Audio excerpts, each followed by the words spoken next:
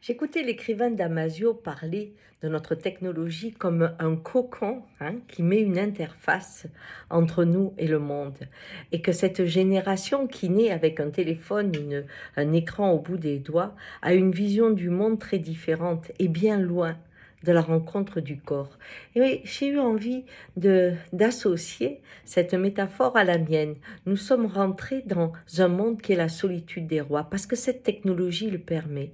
En effet, cette interface qui nous protège de cette rencontre avec le corps, avec l'émotion, avec la réalité du terrain, eh bien, nous amène dans la solitude et aussi dans la négation de ce qui se passe aujourd'hui. Quand on achète un objet, nous ne connaissons pas la chaîne du vivant, d'où il vient. On essaie de le demander, mais on le trouve peu. On ne trouve pas l'esclavage, l'environnement qui est pollué, les animaux qui sont détruits. On a l'objet qui est des fois pas cher et très joli, on le prend. Là, on est comme un roi. Dans notre monde, dans notre bulle, ce qui nous intéresse, c'est l'objet, pas l'ensemble du vivant.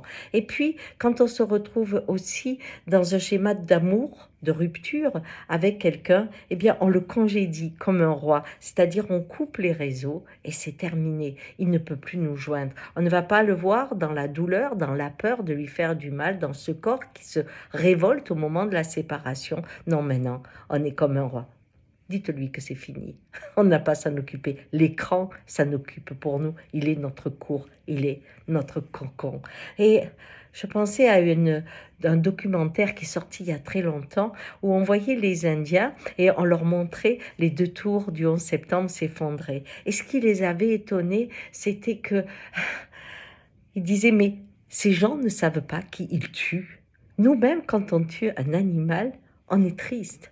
La conscience de tuer est extrêmement importante. Aujourd'hui, grâce à ces interfaces, on peut faire beaucoup de mal à l'autre et on ne le connaît pas, on ne le voit pas. On parle en termes de généralité, les émigrants, mais si vous passiez quelques heures avec celui qui a traversé la planète dans la douleur, dans l'horreur, dans la perte des siens, à ce moment-là, vous ne pourriez peut-être plus écrire un seul mot de ce qui a été mis. Mais ces mots qui tuent, ces mots qui font mal, eh bien, sont les mots d'un roi qui de loin va dire « Oh, on pourrait avoir tel pays, mais vous savez, il va y avoir des milliers de morts. Qu'importe, ça pourrait être intéressant d'agrandir la France, n'est-ce pas ?» Il ne voit pas qui il tue.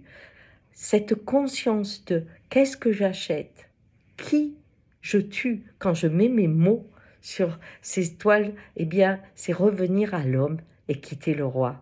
Et j'adore l'être humain parce qu'il fait partie d'un ensemble. Le roi est enfermé dans son monde. Allez, quittons la solitude des rois et rencontrons la Carmagnole de chez nous où on va danser ensemble en riant et en aimant la vie.